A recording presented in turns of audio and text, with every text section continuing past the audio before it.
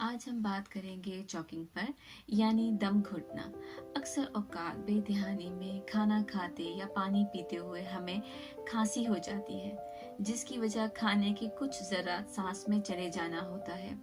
और ये सिर्फ बारीक ज़रात जाने से होता है। अगर खाने की ज़्यादा मिकदार सांस में चली जाए तो उसे चॉकिंग कहते हैं यानी दम घुटना। अगर बर वक्त इब्तदाई तिबी इमदाद जो आप दे सकते हैं ना हो तो मौत वाक़या हो सकती है। सिर्फ अमेरिका में हर साल 4000 से ज़्यादा लोग चॉकिंग से इंतकाल कर जाते हैं। ये ज़्यादातर 15 साल से कम उम्र बच्चों में या 65 साल से ज़्यादा उम्र के बुजुर्गों में हो सकता है। अब कहीं भी ख़ास तौर पर घर में किसी को खाना या पानी पीते हुए चॉकिंग या दम घुटता है तो उसे कैसे इब्तदाई तिब्बी इमदाद देनी है, और अगर आप खुद अकेले हैं तो कैसे इस हालत से निकलना है, तो ये सब मैं आपको सिखाऊंगी स्टेप बाय स्टेप। तो पहले मैं आपको बताऊंगी कि अगर आप किसी को देखें चॉकिंग में तो आपने क्या करना। तो सबसे पहले मैं बताऊंगी कि अगर आप किसी को चॉकिंग में देख रहे हैं और इसने अपना गला ऐसे पकड़ा हुआ है जैसे गला अचानक बंद हुआ हो और दम घुट रहा हो, आपने उससे पूछना है कि क्या आप ठीक हैं और आपको गले में कुछ फंस गया है। तो आपको वो मरीज़ तो नहीं बता सकेगा क्योंकि उसके मुंह से आवाज़ नहीं निकल पाती ऐसी हालत में, लेकिन वो सर हिलाकर आपको ज़रूर बताएगा जैसे इस वीडियो में दिखाया गया है। आपने सबसे पहले उसे ज़ोर ज़ोर से खांसने के लिए कहना है, और अगर खांसी करना मौसर नहीं हुआ तो आपने पीछे ऊपर पीठ के दरमियान ज़ोर ज़ोर से 5 दफ़ा थपकना है, जिस तरह वीडियो में नज़र आ रहा है। अगर गले में फंसी चीज़ ना निकले तो आपने फ़ौरन से एब्डोमिनल थ्रस्ट जो है वो करने हैं, यानी पेट पर हाथ की मदद से ज़ोर से झटके देने हैं। इसके लिए मरीज़ के पीछे खड़े होकर अपना पाँव उसके पैरों के दरमियान में लाकर अपने दोनों हाथ पीछे कमर से लाते हुए एक हाथ की मुट्ठी बनाकर नाफ से ऊपर रखें और दूसरे हाथ की मदद से पहले हाथ को पकड़कर एक साथ अंदर और ऊपर की तरफ 5 दफ़ा झटके देने हैं जैसे इस वीडियो में दिखाया गया है। अगर चॉकिंग या दम घुटना किसी हामला को हो या 1 साल से कम उम्र के बच्चे को हो तो उस पर इस तरह झटके नहीं देने। हामला ख़वातीन को जो है वो सीने से नीचे जो है ना वो आपने इसी तरह 5 दफ़ा झटके देने होते हैं, पेट पर आप नहीं दे सकते। और इसी तरह जो 1 साल से कम उम्र के बच्चे हैं उनको एक चॉकिंग से निकालने का अलग तरीका है, वो मैं आपको अलग वीडियो में बताऊंगी।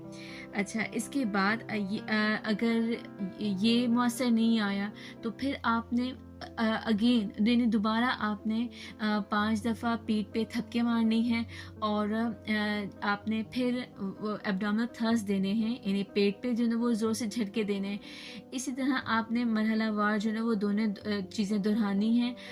अगर जो है जब तक चीज़ जो है जो गले में फंसी चीज़ है वो बाहर नहीं निकल आती या जो है वो बंदा खुदा न खास्ता बेहोश नहीं हो जाता।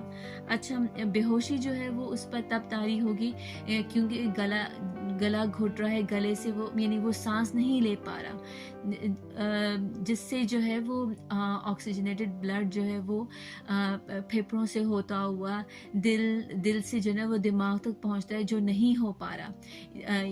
इसकी वजह से वो बेहोश हो जाएगा। अच्छा, जैसे ही मरीज़ बेहोश हो जाता है तो फिर आपने वही जो मैंने आपको पहले वीडियो में बताया था कि एक यानी बंदा बेहोश हो गया है और वो सांस नहीं ले पा रहा, तो आपने क्या करना है, आपने CPR तब तक और आपने इमरजेंसी कॉल देनी है और कॉल करके आपने अपने करीबी ऐसे रिश्तेदार को बुलाना है जो क्लिक कर सके हॉस्पिटल तक। अच्छा, अब आपको मैं बताऊंगी कि अगर आपको चॉकिंग हो जाए या दम घुटे तो उससे कैसे निकलना है। अगर घर में कोई मौजूद है तो फ़ौरन उसे बुलाना है, ज़ोर से जो है वो ज़ोर से आपने खांसना है। आपको नहीं खांसी आ रही थी लेकिन तब भी आपने ज़ोर से खांसना है ताकि जो फंसी चीज़ है वो निकल आए। लेकिन फंसने की वजह से आपका दम घुट रहा है, आपने पानी या कोई और चीज़ ऊपर से खाने की कोशिश हरगिज़ नहीं करनी, बल्कि मुंह में कुछ मौजूद हो उसे भी फेंक देना है। और अगर खांसना जो है वो मौसर ना हो तो आप बैक ब्लोज तो नहीं कर सकेंगे, लेकिन आप पेट पर दोनों हाथों की मुट्ठी बनाकर और एब्डोमिनल थ्रस्ट यानी पेट पे जोर से जो है वो ऊपर की तरफ मार सकते हैं, यानी जैसे यहाँ इस वीडियो में दिखाया गया है। या कुर्सी या सोफे के एज पर पेट के बल झटका देने से, बार बार झटके देने से जो है वो आप इस चोकिंग से निकल सकते हैं।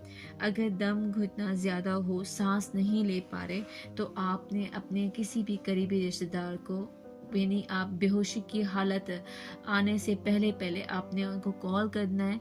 एटलीस्ट इस तरह के करीबी रिश्तेदार जो आपकी सिर्फ खाली कॉल जाने पे, यानी आपकी अगर आवाज़ नहीं जा रही है, आप बोल नहीं पा रहे, तो आपकी सिर्फ आवाज़ जाने पे आपसे रब्ता कर सके, आपको जो ना वो आपके पास आ सके। अगर मरीज़ के गले से फंसी चीज़ बाहर आ गई है और या आप चॉकिंग से निकल आए हैं, तब भी आपने हॉस्पिटल ज़रूर जाना है। चॉकिंग से निकालने की कोशिश में गले में फंसी चीज़ या तो सांस की नाली से फेफड़ों में जा सकती है या पेट पर झटके की सूरत में मारने से पेट के आज़ा ज़ख्मी हो सकते हैं, या फेफड़ों में जाने वाली चीज़ सूजन और इन्फेक्शन का बायस बन सकती है। हॉस्पिटल में जाकर मुकम्मल आप चेकअप करवा लें। और याद रखिएगा कि खाने या पीने के दौरान ज़रा सी बेएहतियाती से चॉकिंग हो सकती है, और अगर हमें मालूम नहीं कि ख़ुद या किसी को चॉकिंग में इब्तदाई तिब्बी इमदाद कैसे देनी है, तो इससे आपकी या उस मरीज़ की जान भी जा सकती है। अमेरिका या यूके के अस्पतालों में चॉकिंग में आने वाले मरीज़ों का डेटा तो अवेलेबल होता है। हमारे यहाँ पाकिस्तान में ऐसी बारीक बातों पर कोई ध्यान नहीं देता, और कितने ही बच्चे या बूढ़े इसका शिकार होते होंगे कुछ मालूम नहीं। बस सुनने में आता है कि फ़लाँ घर में बच्चे ने गले में कुछ फंसा लिया और हॉस्पिटल जाने से पहले उसकी मौत वाक़या हो गई, या किसी बुज़ुर्ग का सुनने में आता है कि वो बहुत ही बूढ़े थे तो उन्होंने खाना खाते हुए उनके जो ना वो खाने में खाना उन्होंने फंसा लिया और हॉस्पिटल जाने से पहले उनकी मौत वाक़या हो गई। तो इसलिए इब्तदाई तिब्बी इमदाद, सीपीआर हो या चॉकिंग से निकालना, ये सिर्फ डॉक्टर्स या पैरामेडिकल का काम नहीं है, ये आप भी कर सकते हैं। आपने इन स्किल्स को याद रखना है। आप कहीं भी किसी के भी लाइफ सेवर हो सकते हैं। और मेरी ये वीडियो आपको कैसी लगी है, प्लीज़ आप मुझे कमेंट्स में बताइएगा। और घर में किसी को खुदा न खास्ता घर में या कोई वाक़या ऐसा सुना हो आपने चॉकिंग के बारे में, तो प्लीज़ जो है वो कमेंट्स में ज़रूर शेयर कीजिएगा। थैंक